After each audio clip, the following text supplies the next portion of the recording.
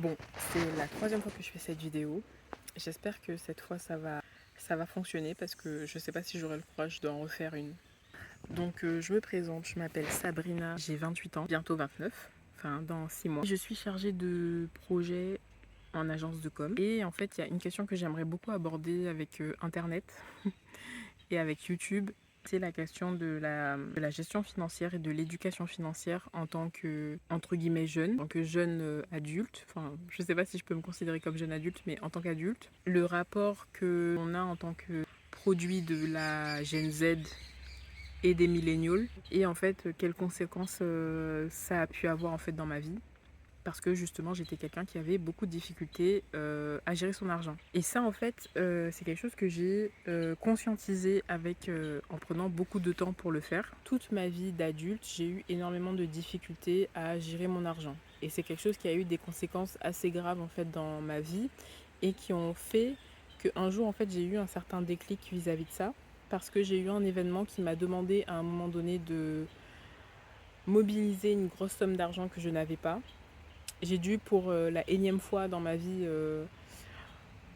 faire en fait un prêt à la consommation et ça m'a fait remettre en question ma capacité à gérer ma vie quoi. Pour que vous compreniez un peu le passif. Déjà moi j'ai été quelqu'un, j'ai jamais manqué de rien quand j'étais jeune. Par contre quand j'ai été jeune adulte, j'ai considéré que l'argent que je gagnais n'était destiné qu'à satisfaire mon plaisir déjà pour commencer. Si par exemple mon mois il avait été compliqué parce que je sais pas mon travail me plaisait pas, parce que l'endroit dans lequel je vivais me plaisait pas, parce que mes habitudes de vie me plaisaient pas. Ouh là là, il y a un truc qui me marche sur le dos. Voilà. Je considérais que mon argent n'avait un but, n'était qu'un exutoire en fait. En général lorsqu'on est un jeune adulte, entre nos 18 et nos 30 ans je pense, on est tout le temps dans une remise en question de savoir qu'est-ce qu'on veut, qu'est-ce qu'on a envie de faire, qu'est-ce qui nous rend heureux, etc. etc. Et ça a de vraies conséquences sur notre manière de gérer nos finances parce que justement, lorsqu'on n'est pas heureux, on a aussi cette injonction au self-care qui fait que on cherche toujours une compensation. Donc certains vont chercher une compensation dans le sport, d'autres vont chercher une compensation dans la consommation, donc quelle qu'elle soit, ça peut être la consommation d'alcool, ça peut être la consommation de produits illicites, ça peut être la consommation de l'achat compulsif, chose que j'ai faite. Ça peut être le fait de beaucoup sortir, de beaucoup aller en boîte, ou bref, ça peut avoir plein d'aspects. Et chez moi, ça a eu l'aspect de l'achat compulsif. J'ai été quelqu'un qui avait vraiment envie, tout le temps, de dépenser. Une fois que je recevais le fameux le colis, en fait, je pouvais ne rien en avoir à faire, ou en fait, dès que je déballais mon colis, je trouvais plus l'utilité à ce que j'avais acheté, donc forcément, je cherchais en fait quelque chose d'autre, et le produit partait aux oubliettes. Et j'encombrais en fait mon intérieur avec énormément de choses comme ça quoi. En fait c'était vraiment très compliqué pour moi d'avoir par exemple de l'épargne, c'était très compliqué pour moi de mettre de l'argent de côté parce que en fait comme je disais mon argent il était destiné qu'à mon plaisir donc tout ce qui pouvait avoir comme considération la sécurité, prévoir les difficultés futures, c'était pas possible parce que pour moi c'était du négatif. Surtout qu'en plus penser ou prévoir que son argent va être utilisé dans le fait de réagir aux situations compliquées, c'est se dire qu'en fait on va rencontrer des situations compliquées et j'avais vraiment beaucoup de mal à aborder ça. Et en fait un jour dans ma vie, j'ai dû trouver une grosse somme d'argent très rapidement parce que je rencontrais en fait une situation où en fait je me sentais presque un peu en danger et il fallait que pour sortir de cette situation là il fallait que je trouve une quantité d'argent importante. Vous inquiétez pas, c'était rien d'illégal. Pour financer en fait le professionnel qui allait m'accompagner pour sortir de la situation dans laquelle j'étais. À ce moment donné, j'ai eu un énorme déclic. Parce que je me suis dit, même 500 euros m'auraient permis de me sortir beaucoup plus rapidement de la situation dans laquelle j'étais. Et ces 500 euros-là, je les avais pas. Et en fait, ça a eu un gros impact sur mon moral parce que ça a été un moment très difficile. Si j'avais eu de l'argent, c'était de toute façon un moment compliqué à passer. Cet événement-là, il m'a servi de déclic en fait. Il m'a servi de déclic parce qu'à ce moment donné, je me suis dit, mais toute ma vie, j'ai fonctionné en me disant, ce sera le problème de la moi de plus tard. Voilà. Là, je me fais plaisir, je le mérite. J'ai passé une mauvaise journée, je mérite en fait de me commander des sous, de me commander des vêtements. J'ai passé une mauvaise journée, je mérite d'aller au resto, etc., etc. Et en fait, je me suis dit, ok, bah là, en fait, la moi de plus tard, c'est elle, c'est moi, voilà, c'est moi aujourd'hui. Il y a plein d'aspects dans la vie où les finances ont un impact. L'argent ne peut pas forcément régler tous les problèmes, voilà, mais c'est vrai que quand on est un adulte, ben, c'est con, mais ça en règle pas mal, ou du moins ça assiste. Donc en fait, à partir de ce moment-là, j'ai commencé à déjà prendre énormément de décisions pour me remettre à flot. J'avais près de 5 crédits à la conso à rembourser. Enfin, c'était peut-être des petits montants, mais des fois il y avait des petits montants, mais il y en avait aussi de très gros. À ce moment donné, j'ai beaucoup consommé des contenus en fait sur l'éducation financière, qui soient des contenus français, des contenus anglais. J'ai découvert des chaînes YouTube qui m'ont énormément aidé.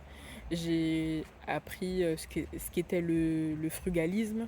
J'ai pris aussi beaucoup de recul par rapport à, mon, à ma manière de considérer l'argent. C'est après toute cette étape d'introspection que j'ai pu déjà me rendre compte que oui, j'avais ce problème-là, que je considérais l'argent comme une récompense à toute ma frustration, etc. etc.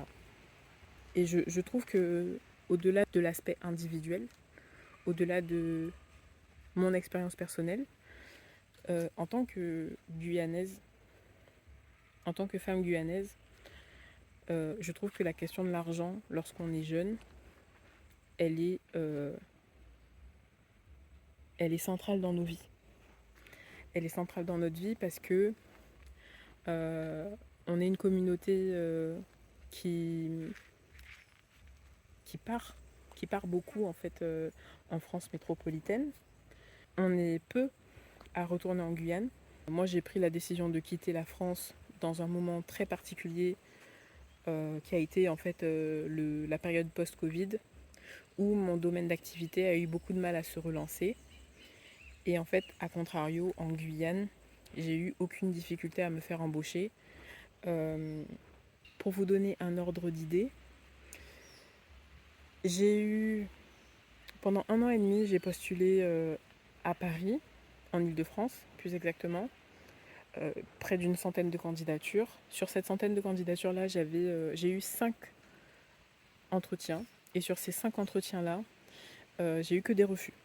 Il y a eu un 6e entretien où j'ai réussi à avoir un poste, mais c'était malheureusement un poste. Alors c'était pas un CDD, mais c'était un contrat court. J'avais qu'une mission en fait en tant que web designer. Enfin bon bref. Et en fait je me suis rendu compte que objectivement la Guyane avait plus à me donner que la France. Puis je sais que je ne ferai pas le choix de retourner en France sans y réfléchir à 2 fois, parce que objectivement je me sens bien en Guyane, quand bien même la France me manque. Voilà. Et voilà, donc je reviens à ce que j'étais en train de dire. Donc en fait, pour moi en tant que jeune, c'est quand même important euh, d'aborder ces questions d'argent. Pourquoi? Parce qu'en fait, on a quand même évolué déjà en ayant des parents boomers qui ont un rapport très froid à l'argent. En fait, c'était un peu tout droit par rapport à la vie, par rapport au projet de vie. Donc, tu sais ce que tu vas faire de ton argent, Tu sais que tu dois l'investir de telle manière pour avoir une maison, de façon à te constituer un patrimoine. Tu sais que tu dois économiser. Tu sais que les plaisirs de la vie, tu ne dois pas forcément tout le temps y céder si tu veux te constituer une épargne, etc. etc. On s'est retrouvé à vouloir exactement le contraire de cette génération, de la génération boomer. Et je ne sais pas si c'est caractéristique aussi des parents caribéens, mais voilà, l'idée d'avoir un emploi dans lequel tu y restes et où tu cherches la stabilité, c'est quelque chose de très ancré chez nous, quoi. Et nous, en tant que jeunes, et en tant que fruit de cette génération-là, on est un peu en opposition par rapport à ces considérations-là. Donc en fait, on va chercher le plaisir. On va se dire, moi je veux pas forcément la stabilité, je veux pas forcément la sécurité, parce qu'en fait, nous on nous dépeint un avenir vraiment pessimiste, on sait pas si on aura une retraite, on sait pas si... Donc du coup, moi j'ai envie de profiter.